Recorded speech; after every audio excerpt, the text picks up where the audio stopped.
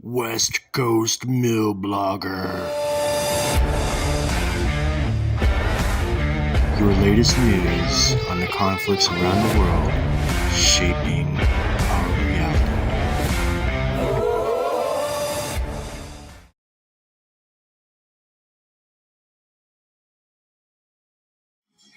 Screenplay campaign. Hello, West Coast Milblogger fans. As promised, here's the first meme commissioned by a parent company from A to Z to promote the new screenplay, Z-Dead, now competing in Hollywood contests. Of course, this is Ed Solomon, best known for writing screenplays like Bill and Ted's Excellent Adventure and Men in Black. He also hosts Word by Word, #WordByWord, and you can find that show on Patreon.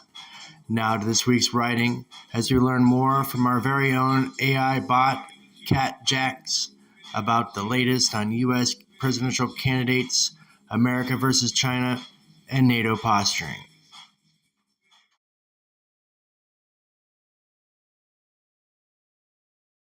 U.S. presidential candidates. Explain the status of America's quest to elect a new president after the recent ruling in the Trump trial. Breaking news this week, as former President Trump was found guilty on all 34 counts in his hush money trial in New York City.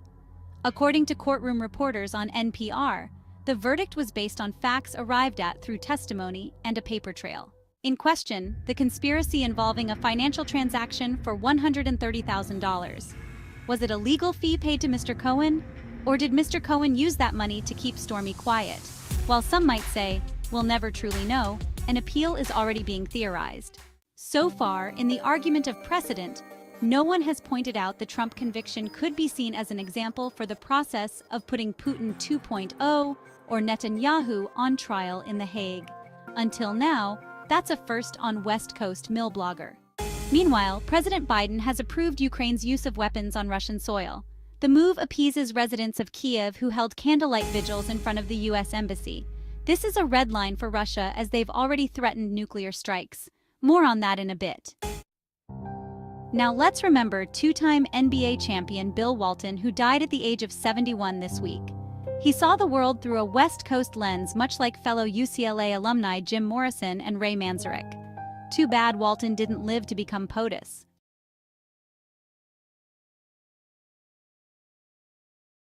America versus China. Tell us how China is taking the lead after the death of Iran's president while the wider Arab conflict looks to have subsided. After meetings in Europe, then hosting Putin 2.0 in China, President Xi went to the Middle East to talk with political leadership in the region. This coincides with the recent passing of Iran's president and foreign minister, who had both been integral in a blossoming relationship with the rising superpower. China's influence in the area is mostly seen as economic cooperation with Arab states. Infrastructure projects including ports, roads, and rails are meant to speed up the trade of technology for future energy needs. It might seem counterintuitive, yet this partnership could be the leading push to solve climate change through the curbing of fossil fuel usage in favor of wind and solar, with advancements in battery storage and power transmission. This is being accomplished with semiconductor chips. While the U.S. extended condolences to Iran after the passing of their president in a tragic helicopter accident, even as it is now known their proxy Houthi forces can use GPS jamming equipment according to Combat Vet News, the U.S. points out China supplies resources to aid Russia and North Korea's defense industries. Secretary of State Anthony Blinken makes the case without this lethal aid, these two countries would be rendered harmless. Right now, China's Defense Minister Dong Jun and his U.S. counterpart Lloyd Austin are meeting in Singapore. Most of their dialogue is being put into a Black Lives Matter framework. Yet while Austin is an African American, he represents the colonial racism China has endured in the past as they seek to unshackle themselves from this institutional influence.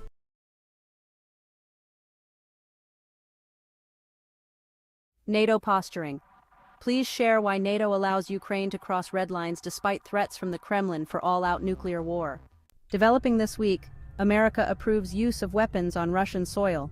This is in the Kharkiv direction, where Russian forces are gathering to deliver a decisive defeat to Ukraine. Without approval, Ukraine would have to withstand aerial, mortar, and artillery rounds before an assault of more than 300,000 freshly trained little green men. Ukraine approval means they can begin selecting targets at will on the Russian side of the border to strike with precision-guided munitions. This new army, meant to terrify civilians, can now be chewed to bits before crossing the border, maintaining national integrity on both sides. This development has already been met with threats of nuclear war from President Putin 2.0 and his supporters.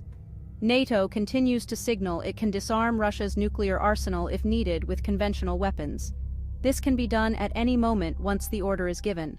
In defense, the Kremlin hasn't made moves to arm its nuclear warheads. Western intelligence continues to monitor their activity, and there's nothing alarming happening inside Russia despite the headlines.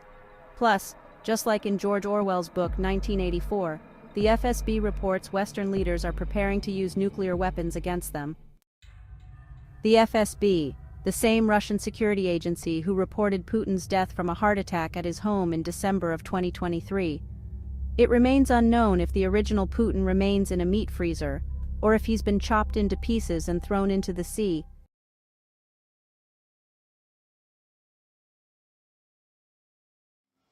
In conclusion, another exciting week around the globe as we hold on to our seats for the decisive apocalyptic nuclear moment we've all been told about.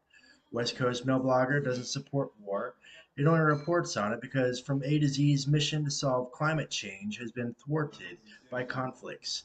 Next week, West Coast Milblogger has a new meme to share as our Hollywood script continues to compete for blockbuster status on the silver screen.